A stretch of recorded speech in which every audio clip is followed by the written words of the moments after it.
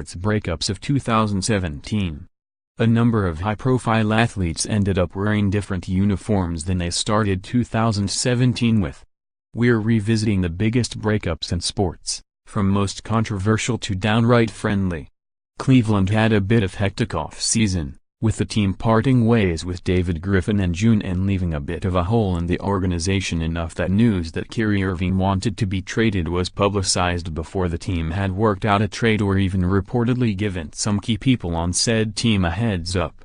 This got so messy. There were tweets, possible subtweets, so many questions about just how much and if, why Kyrie hated LeBron James. Finally, a trade came through. The Celtics sent Isaiah Thomas and Jay Crowder to the Cavaliers, which made Thomas pretty upset. Then, fans learned that Thomas would have to sit out because of a hip injury, which made fans a little angry too. Then, Irving said goodbye to Cleveland in a sort of weird video, which was just one of the weird things he said this year. You know, when you've invested $100 million in someone and then they just decide to go somewhere else for a better offer? Yeah, this was frosty.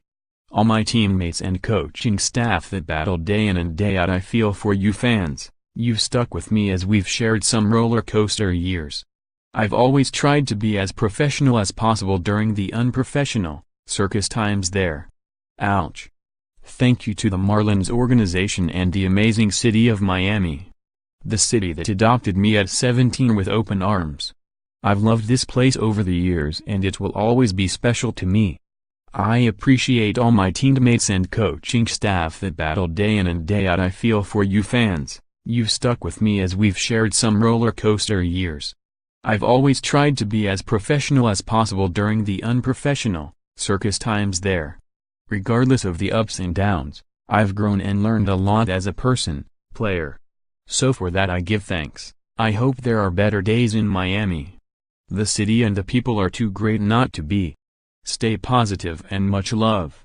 As for New York City, I am officially a Yankee. I can't wait to spark this new chapter in my life, and keeping it lit. A post shared by Giancarlo Stanton, at Giancarlo818, on December 11, 2017 at 9:14 a.m. PST. Luckily, Threywigo and Mike Gluck seem to be getting along just fine after what seemed to be a rocky end to the long-running ESPN morning show. By the end, it wasn't that bitter. Carmelo Anthony had outlasted Phil Jackson, the team's former president, who tried to institute a triangle offense, said sort of terrible things about Anthony, even though he was the one who gave him a contract with a no-trade clause, and insulted Anthony's friends on top of all of that. Anthony was honored by his former team when he returned this month, and both sides have mostly continued to say nice things about each other. But when Jackson was still around, it got ugly. From an ESPN report published this week, which included an anecdote about Jackson trying to get the team into mindfulness training, during the sessions, Jackson instructed the Knicks to sit on the edge of their chairs, eyes closed, and count to 10. Breathing in and out. The objective was to clear the mind. They repeated the process several times. Some players were dutiful in the exercise, some indifferent, and some downright mocking of its worth, team members said. As Jackson's relationship with Anthony deteriorated, so did Melo's commitment to mindfulness training.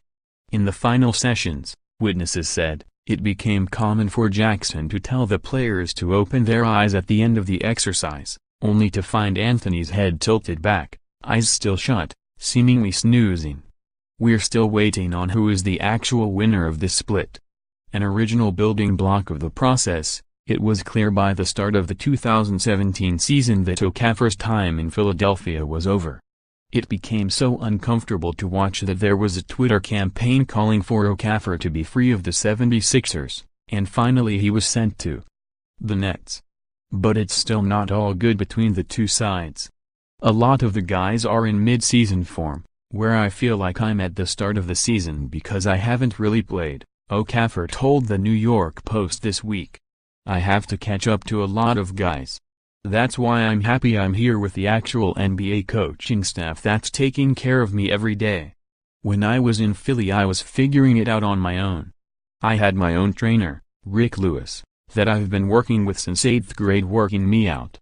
But it's a different level when you're actually working with an NBA staff. This was the friendliest breakup. The Patriots told the world that Tom Brady would be their quarterback long enough that it was unwise to keep Jimmy Garoppolo around for emergencies, and reportedly even stopped him from going to the Browns, where a number of QB careers have died.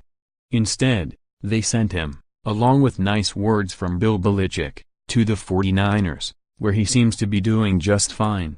More exclusive, Tom Brady's controversial body coach explains why the critics are all wrong. One video from the 49ers' last-second win shows why Jimmy Garoppolo is a superstar. Ryan Russillo opened up on his abrupt exit from ESPN radio. Kirk Herbstreit defends himself after he's connected to Ohio State losing 2 recruits. NFL Week 16 picks against the spread. Will the Seahawks spoil Ezekiel Elliott's return?